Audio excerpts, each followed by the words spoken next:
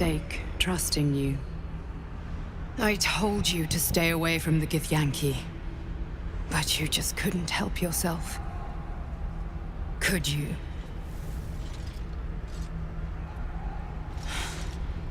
And now, you've come here to murder me.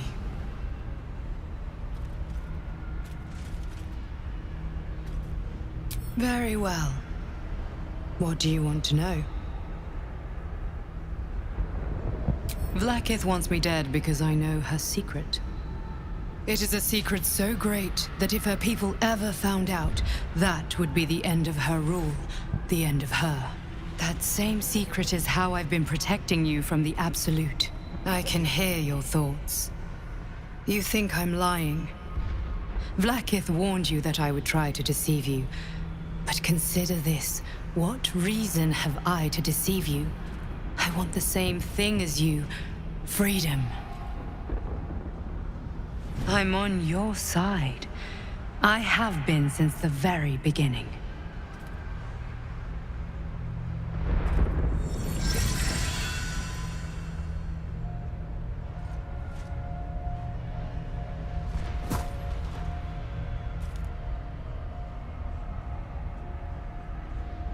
It seems I was right to put my faith in you after all.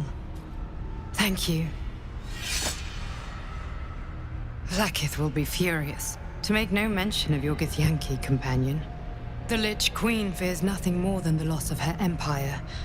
The knowledge I have of her deception will bring that about.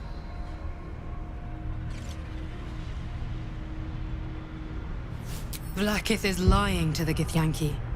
They believe she knows how their beloved mother Gith defeated the Mind Flayer Empire.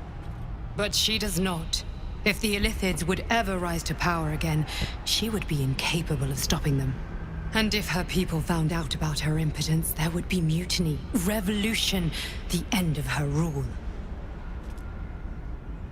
But that very power, the power to resist Illithid control, which Vlaakith only pretends to know, is how I've been protecting you. I suppose she hoped to extract it from my corpse.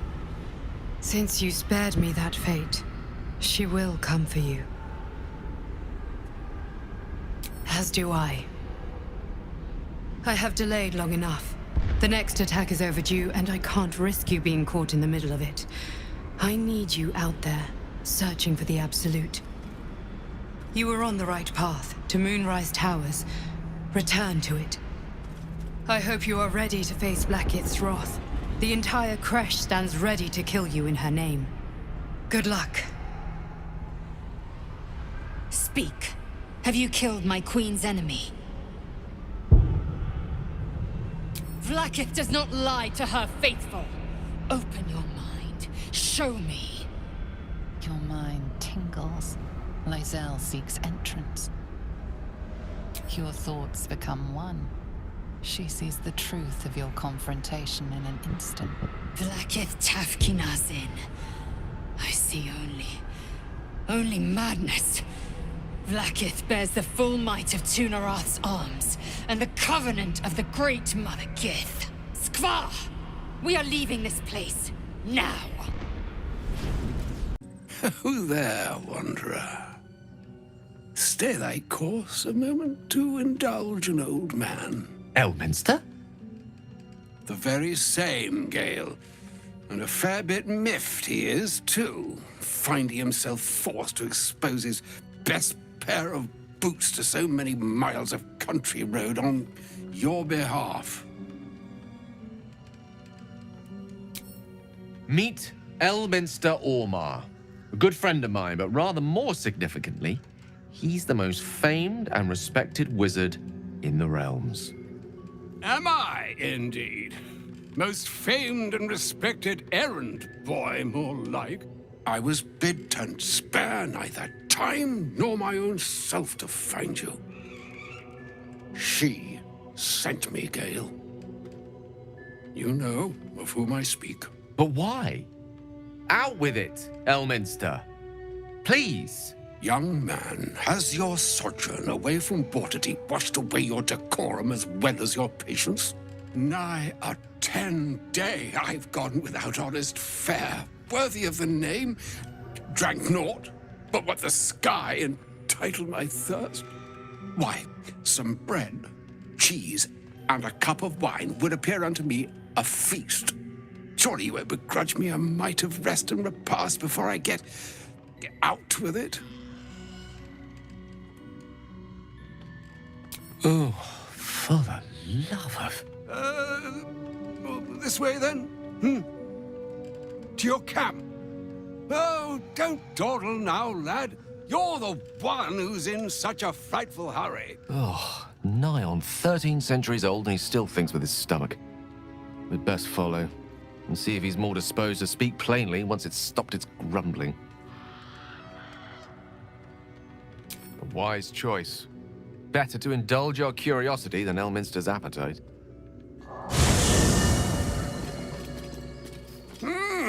Yes, what a delightful wedge of old Arthurian that was. Doesn't do to parley on an empty stomach, you know. Makes one's words frivolous when they should be grave. Plenty to digest, after all. A good deal to stew over, if you will. Words ladled with import should be savored so as to better absorb their meaning. Wouldn't you agree? Elminster! Right. You see,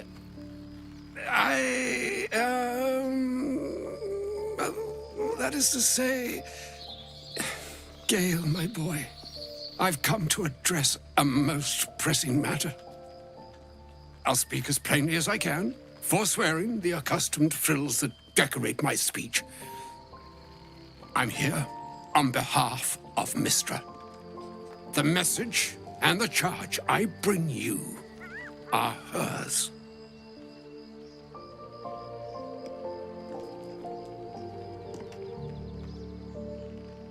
Oh, Mistra's delicate feet are ill-suited for the hardships of the road. You know where you went wrong, Gale. No, we needn't dwell on that here and now. But even so, you're to be given a chance of redemption. Mistra would consider... forgiveness? She would consider what she considers to be forgiveness. Mystra is aware of the misadventures that have befallen you both. She knows of your strife with the Absolute, that most insidious of evils.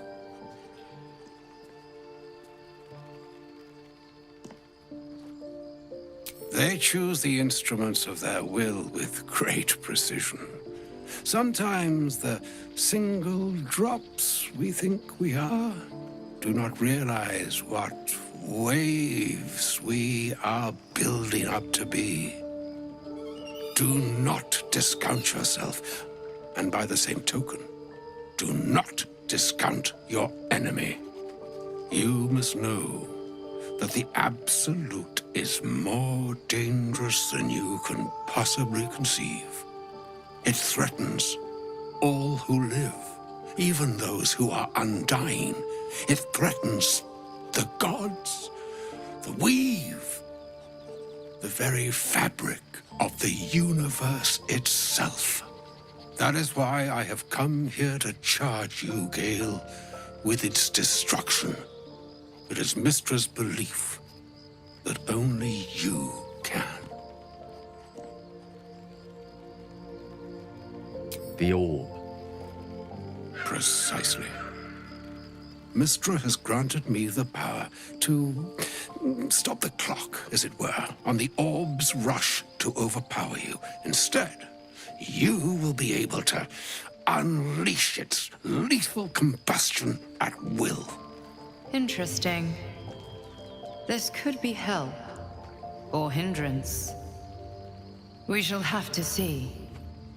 You must find the heart of the Absolute, whatever that may be, and use yourself as the catalyst that will burn it from this world. He is not. but it seems that Mystra is. It brings me no pleasure saying this, my friend, but such is Mystra's will.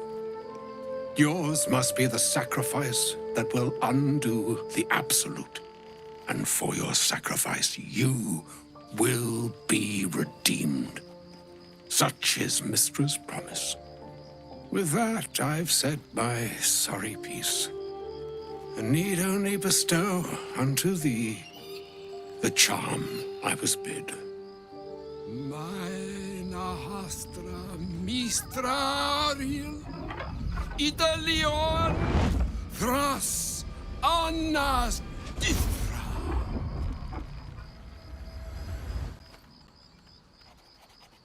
It is done.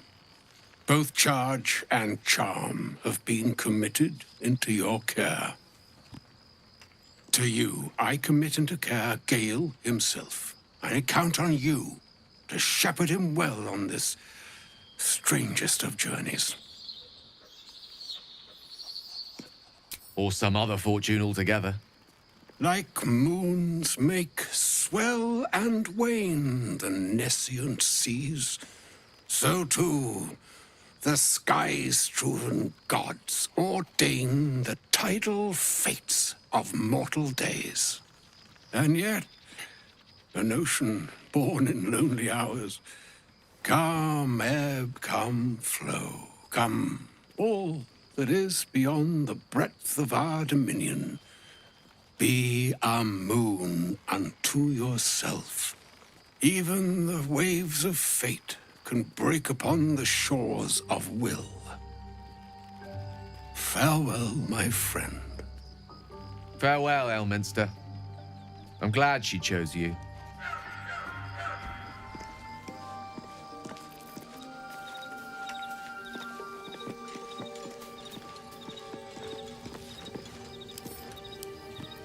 An audience with Elminster is never less than memorable. I'd have hoped to introduce you to him in less dire circumstances. But those are hard to come by these days.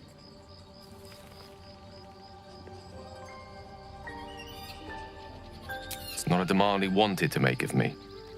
As Mistress chosen, he had no choice but to deliver her message, however much it pained him to do so. For Mystra to have sent him, the severity of her bidding could not be clearer, or weigh more heavily on me. Time seems so infinite when you're young. A month is an age. A year is a lifetime. It is a strange feeling to realize how little of it one might have left. Of course, you offer the clearest solution to our problem. All I have to do is find the right place and time, close my eyes, and let go. Then the slate will be clean. Wrongs will be righted, the Absolute will be gone, and I along with it.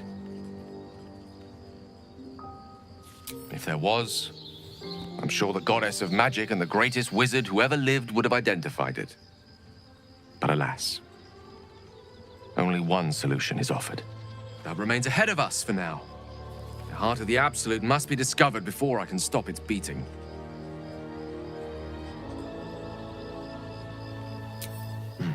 Then I suppose there is nothing more to be done but find the heart of the Absolute and stop its beating.